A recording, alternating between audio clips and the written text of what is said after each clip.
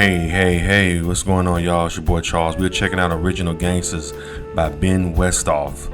I like this book, man. It's really good. Y'all check it out on Audible if you want to check out it on your own without me talking and shit. It's called Original Gangsters on Audible. We're about to get into chapter 5. It's called I'm Not Giving You Shit. Let's go and get into it. I'm going to come back with my reaction. Hit that thumbs up button. I'm not giving you shit. That's right. Mountain View Estates, a neighborhood of multi-million-dollar homes in the posh suburb of Calabasas, lies within the Santa Monica National Recreation Area. It's a 40-minute drive west from downtown LA, if there's no traffic, although there always is. Only with an invitation is one permitted past the community's gates, but once the guard waves you through, you're greeted by a towering fountain shooting mist into the air. But for a gentle breeze, the sloping streets are still. Occasionally, a Lexus or Mercedes exits a driveway. On a bright afternoon in October 2014, few residents are enjoying their suburban splendor, though Central American workers are beautifying homes and grounds apace. In every direction, tiled roofs, wrought iron sculptures, and immaculately tended lawns, even during a drought. With its grandiose swimming setups and soulless architecture, Calabasas is where the rich and famous move to show off how much money they have. Mountain View Estates is just west of Hidden Hills, which has become especially well known in recent years for famous residents including Kanye West and Kim Kardashian, Jennifer Lopez, and Drake. For months, I'd unsuccessfully pestered Jerry Heller for an interview. When I say I want to see the house where Eazy-E lived, 2 doors down from his own, to my surprise, he gives the guard my name. I take a few photos of Eazy's old pad, big pool, sweeping views, a whimsical statue of 2 boys on the lawn, one holding a violin, and Heller meets me in front of his 3-car garage, which houses a Jaguar and a Volkswagen. Built in 1990, Heller's mock Mediterranean 5,000 square foot house has a Spanish-style roof, big picture window in front, and ornate balcony. We can talk, but no interview, the former NWA manager said in our email. Having no idea what this means, I follow him inside with a mixture of trepidation and curiosity. Everyone and their mother has an opinion about Jerry Heller. He's the subject of more diss tracks than anyone this side of Tipper Gore, and I'm curious to know him as a person. Now in his 8th decade, Heller wears the effects of time and a combative career. His face droops, his white hair has thinned, and he walks tentatively. Clad in white tennis shoes and a blue polo shirt, he immediately takes a call, leaving me to observe the contents of his living room. His table is piled with magazine articles about him and NWA, old world-class Wrecking Crew albums, and an early Eazy-E and Rendezvous record called LA is the Place. The modern art on the walls looks expensive, and above the fireplace sits a picture of him and his blonde, bosomy, much younger ex-wife, Gail Steiner. They shared a passion for rescue dogs. Eventually, he winds up his conversation. We talk for a few minutes before he receives another call, something involving the director Jim Sheridan, who he says is slated to adapt his memoir, Ruthless, for film, before finally giving me his attention. "Can I turn on my recorder?" I ask at one point, to which he responds, "I'm not giving you shit." He explains that constantly rerun television interviews he did years ago haven't paid him a dime, adding that previous book scribes have done him dirty. He unsuccessfully sued the author and publisher of the 1998 book, Have Gun Will Travel, about Death Row Records, which he felt unfairly portrayed him. He is also suing the makers of the 2015 biopic, Straight Outta Compton, for defamation. Alternately calm and heated, Heller oscillates between saying he doesn't care what anyone says about him and vehemently denying various allegations. I eventually wrangle some quotes on the record from him, as well as lots of great background information, and leave the premises thinking him simultaneously cold and quite generous. When my grandmother died a year later, he expressed his condolences on my Facebook page. This is Heller in a nutshell. More than anyone else in this book, people split right down the middle on him. Many Ruthless Records insiders assert his critical role in the development of its artists. There's a reason they say that NWA became an international phenomenon, while other gangster rappers of the era didn't break big. Others practically spit at the mention of his name. NWA affiliate turntablist DJ Speed called him, to me, a crook, and to Hip Hop DX, a snake. Heller retorted by calling Speed a gopher. He took Eric's laundry in.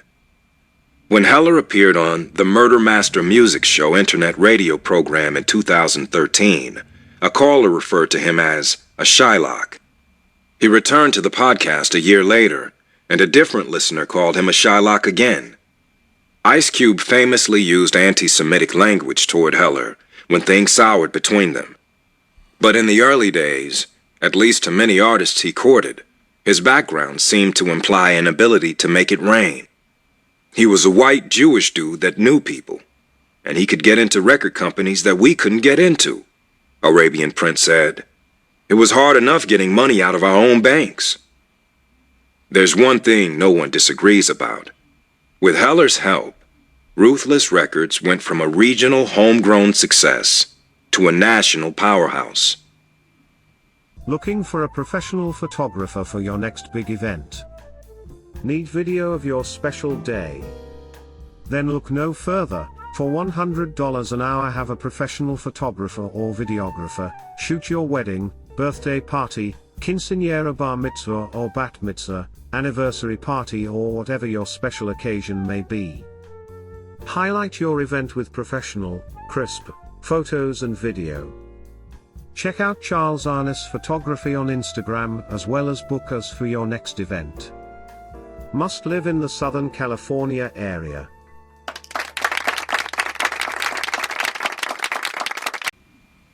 Heller's father owned a scrap metal business.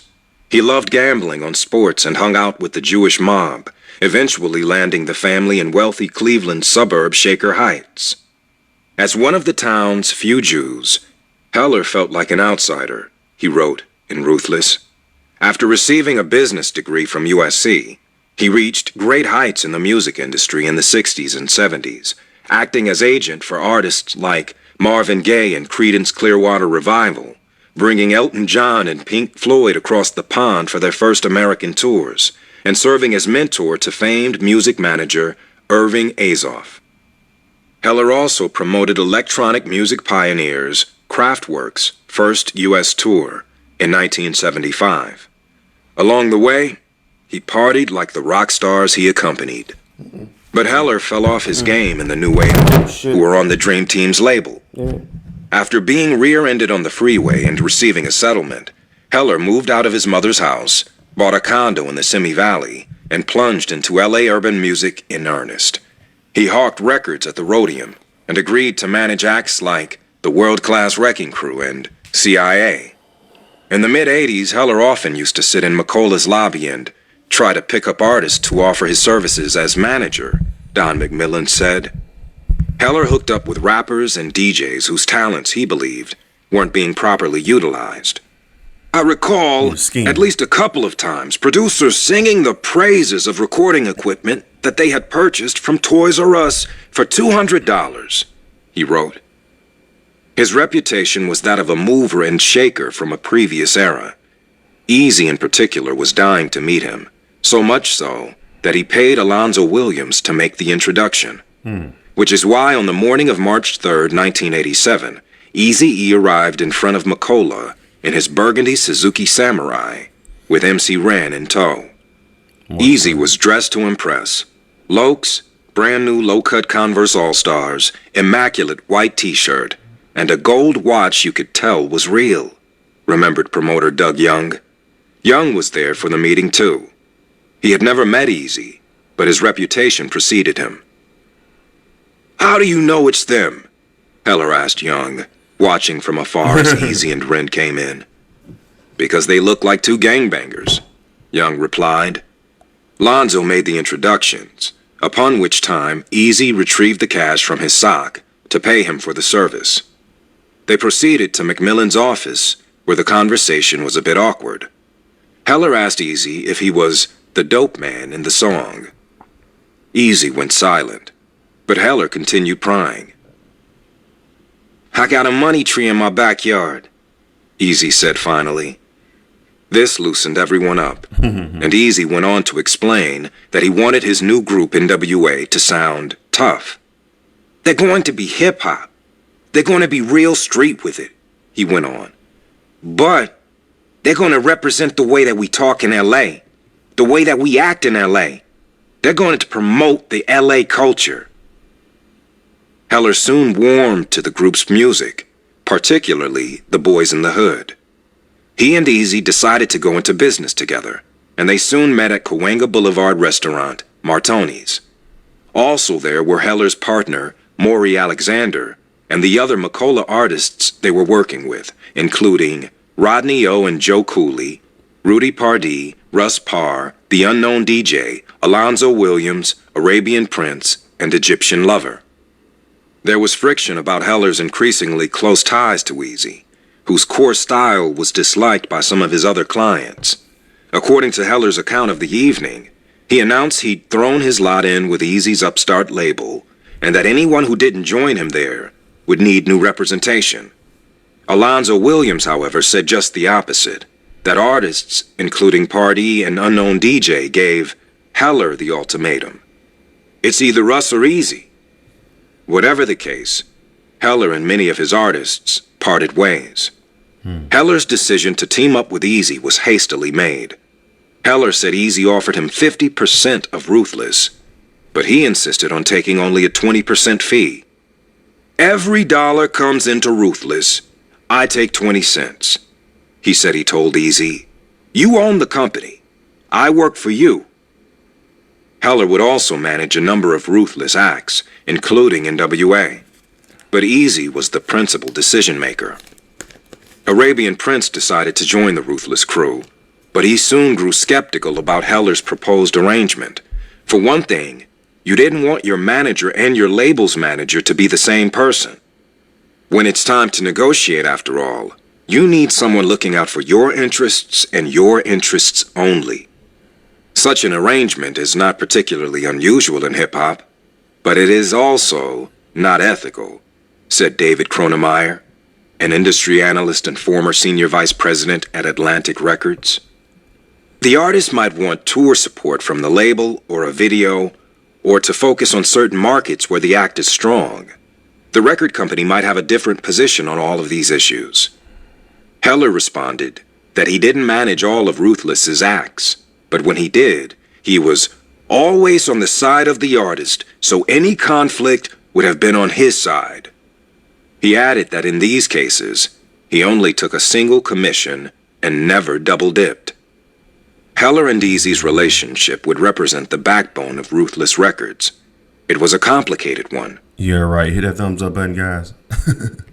Some still don't understand it today, and many try to get between them.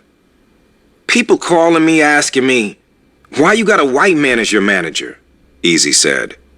"It's like, when I was looking for a manager, I closed my fucking eyes and I said, I want the best. Jerry happened to be the best." Their relationship was also personal. Heller helped Eazy get his first driver's license and set up his first bank account. Eazy helped Heller find a renewed purpose.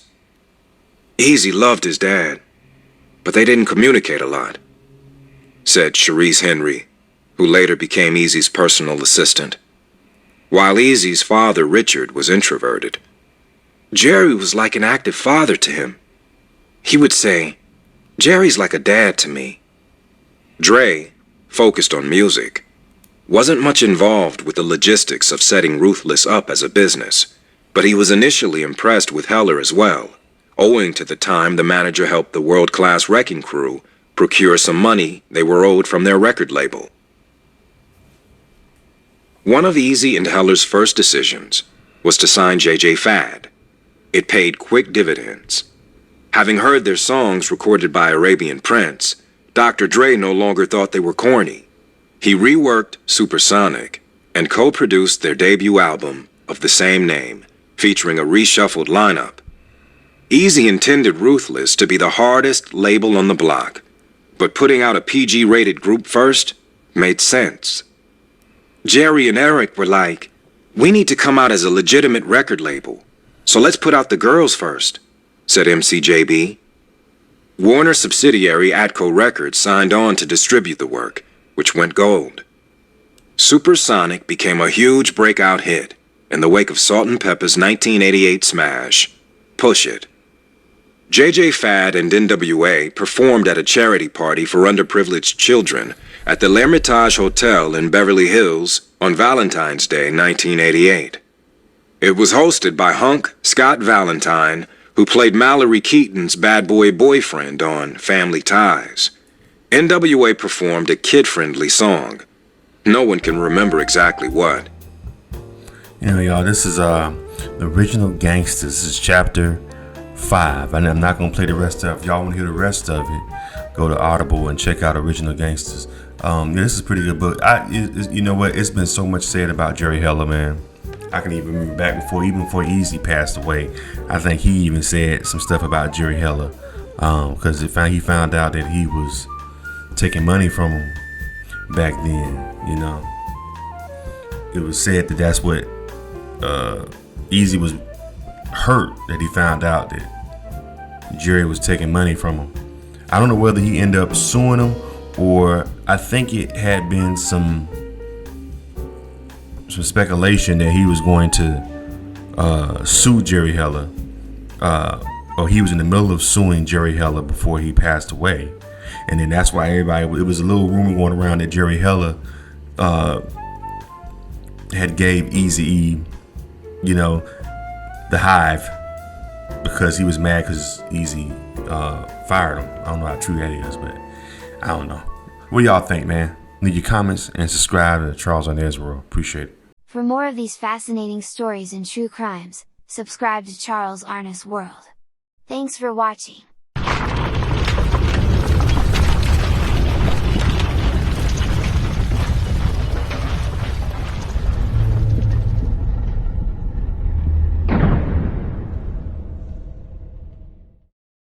Looking for a professional photographer for your next big event? Need video of your special day? Then look no further. For $100 an hour, have a professional photographer or videographer shoot your wedding, birthday party, quinceañera, bar mitzvah or bat mitzvah, anniversary party, or whatever your special occasion may be. Highlight your event with professional, crisp photos and video. Check out Charles Arnis Photography on Instagram, as well as book us for your next event. Must live in the Southern California area.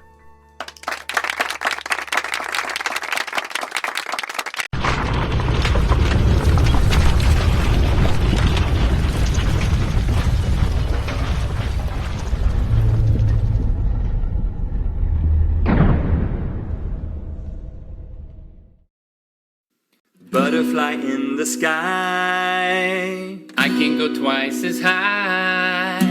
Take a look, it's in a book, a reading rainbow. I can go anywhere, friends to know and ways to grow, a reading rainbow. I can be anything. Take a look, it's in a book, a reading rainbow, reading rainbow, reading rainbow, reading rainbow. Hey, what's up, y'all? It's your boy Charles on Airs World, and we are doing a special edition of Reading Rainbow. I decided to do a little, I was reminiscing of Reading Rainbow and with LeVar Burton, so I figured I'd do one. And this one is about a book called NWA, Not Without Alonzo. Alonzo, I believe his name is Alonzo Williams. He was actually the guy who gave Dr. Dre, and actually NWA and Eazy-E, their star, Alonzo Williams. He wrote his own biography, so we're gonna go ahead and get into it, and I'm gonna come back to my reaction. It's actually a really dope book, man. This particular chapter is when he got his break at a famous club called Eve After Dark. And I'm gonna come back with my stories and, well, I'm not from LA, but stories I've heard about Eve After Dark. So we're gonna go ahead and play a little excerpt of his book, and we're gonna come back with my reaction. And guess what? You don't have to take my word for it.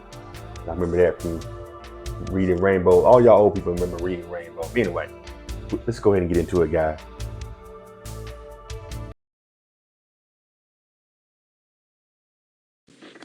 Eve After Dark.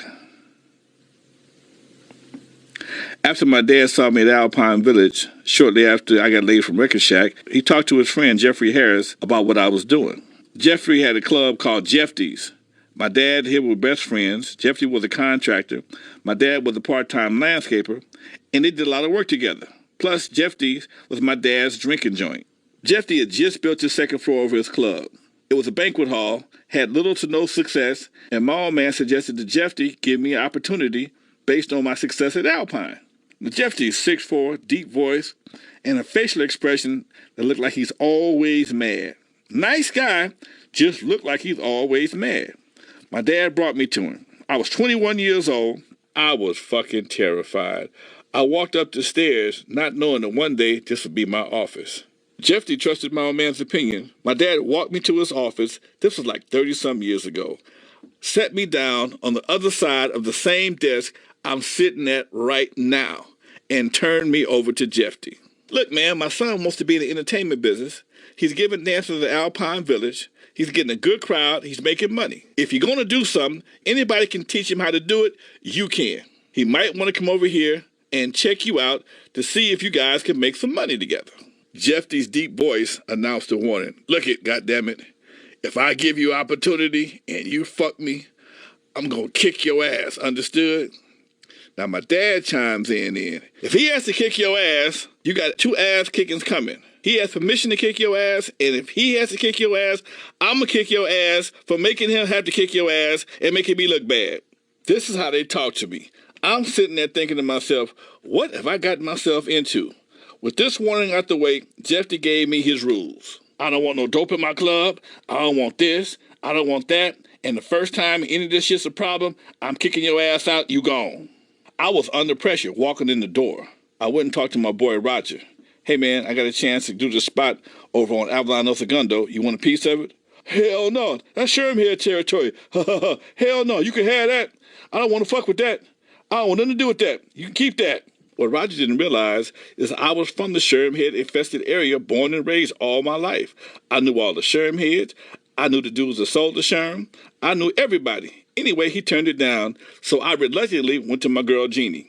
Look, fairy godmother, I have an opportunity to do something. You want in? Sure. What do we need? It's probably going to take about $1,100 to get started. That was the beginning of Eve After Dark. Jeffrey charges $600 a week, $300 a night. Plus, we had to put together advertising. I was passing out flyers. Jeannie was there in the very beginning. She financed my start. It didn't take off right away. She gave me $1,100 on a Monday.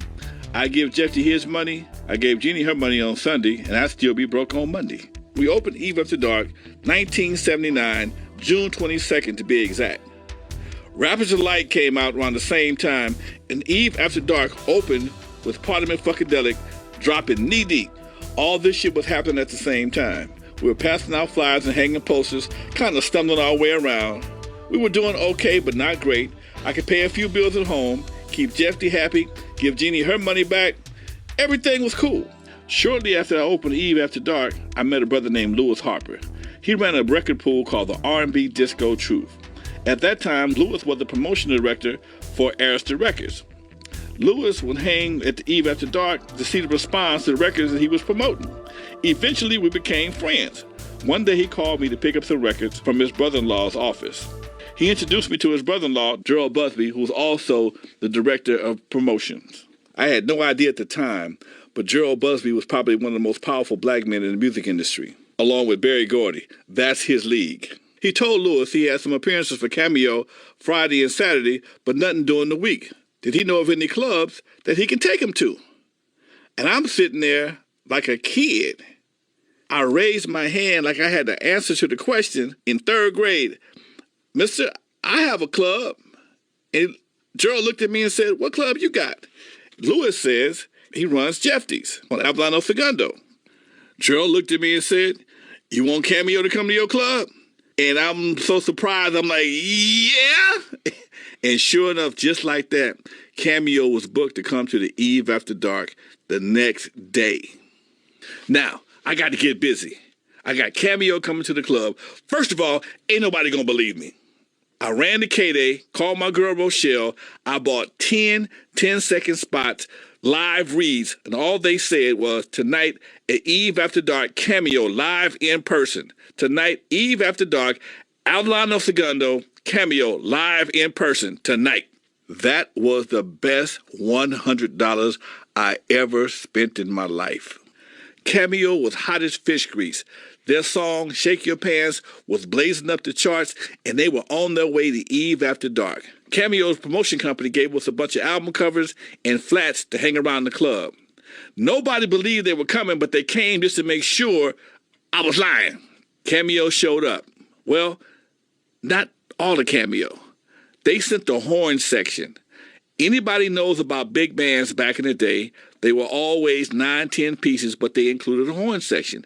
They didn't send Larry Blackman or the singers, they sent the horn section. But because we had the flats on the walls, the girls were able to take them off the wall, put them next to the guys' faces, and verify Cameo was an Eve After Dark. And from that point on, Eve After Dark was the hottest spot in LA for at least 2.5, 3 years.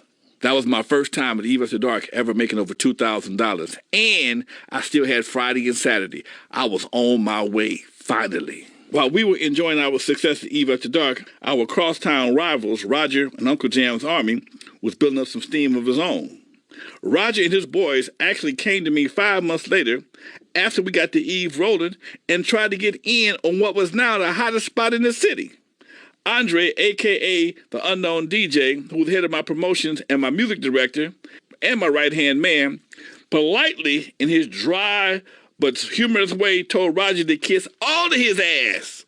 There was no place like Eve After Dark. Eve After Dark was the only teen club in the city with the exception of the Workshop on 91st and Western.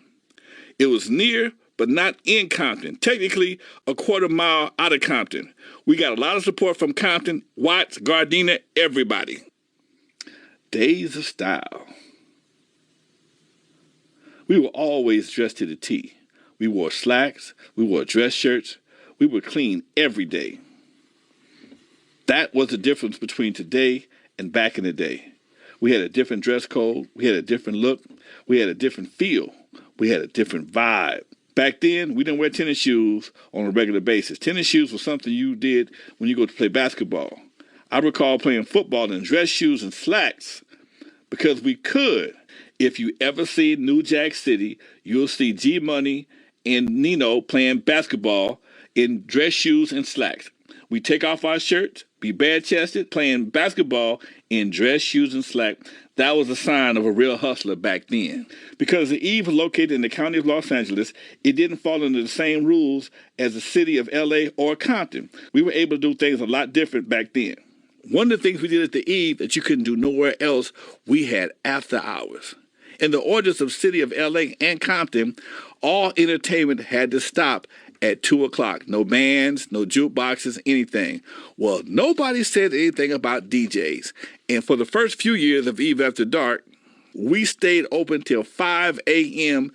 based on that loophole alone. That made us not only the hottest spot for kids, but it also made us a hot after-hours spot because sometimes we didn't close until 6. The only other club that gave us competition was the Carolina West. You had to be 18 for ladies, 21 for guys. Eve After Dark, as long as you was 18 years old, everybody came in.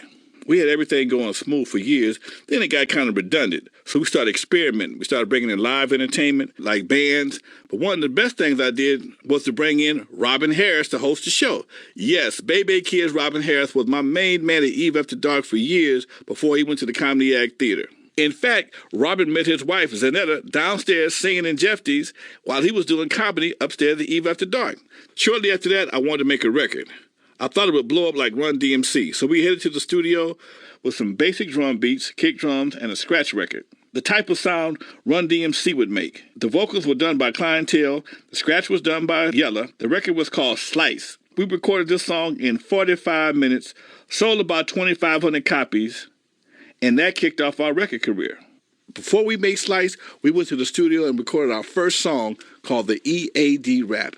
Featured myself, Unknown DJ, Dr. Rock, Billy T, and Sweet Ron Ron. The record never came out because we were afraid of the federal imprint at the bottom of the record saying that it was a federal offense to record the record without permission. And we didn't have the permission, and we never put the record out. What's up, man? So what y'all thought about that? Pretty good. I didn't know that about this. You know, it's interesting to hear this history about LA and these different nightclubs and night spots. I've heard stories about Eve After Dark. My friend actually did an event at Eve After Dark. Well, I don't even think it's called Eve After Dark now. It's called something else. It's pretty much just a vacant banquet area. People use it to host events and weddings and birthday parties, stuff like that. So it's not even a nightclub no more. It's just a regular, like, shell of itself of its heyday when Dr. Dre and Alonzo was running around back in the 80s and early 80s. So it's just, right now, it's just like a regular cleaned out space, you know, for people just to throw birthday parties now, you know. Kind of sad. You wish that would have went on and became bigger and bigger and maybe became like a historical landmark, even though it is kind of a historical landmark in music and hip hop, because that's where Dr. Dre and of course NWA got their start, you know. But it's just, I mean, you would wish that spot would have went on to become more than what it was, you know what I'm saying? Yeah, it's just interesting to hear these stories. I mean, I love hearing history of hip hop and people that influenced different parts of hip hop and just back in the day, and like, you know, listen to him talk about how they dressed back then. He talked about how, you know, back then they didn't play basketball and sneak. Like back then, those days in the early 80s, I guess late 70s, people didn't wear sneakers all the time. Right now, sneakers is like the common shoe now. That's why the sneaker industry is $1 billion industry, because that's like, you know, nobody wears hard bottom shoes no more. You know, they call them hard. We used to call them dress shoes. It's funny, a young cat online got on me the other day because I still call hard bottoms, as they call them. I still call them dress shoes. That's what we called them back in the day. We called them dress shoes because you wore those particular shoes when you got dressed up. You know, you wore your slacks and you wore your your coat, whatever. You put on your dress shoes and you would get dressed up, you know. That's my mom used to call them dress shoes. Anyway, what do y'all think about that book, man? Not Without Alonzo. Y'all can check it out on Audible. This particular book is on Audible. Y'all can go and purchase it and check it out. It's really, really good book by Alonzo. It's pretty much just him talking about the history, him starting from Compton and working his way down, and you know, NWA and the Wrecking Crew. Turn Off the Lights was a big hit, which was he helped start the career of Miss Chalet. Miss Chalet is a famous R&B singer. Anyway, what y'all think about the book, man? Leave your comments and subscribe to Charles and Israel. Hit that thumbs up button. Appreciate it.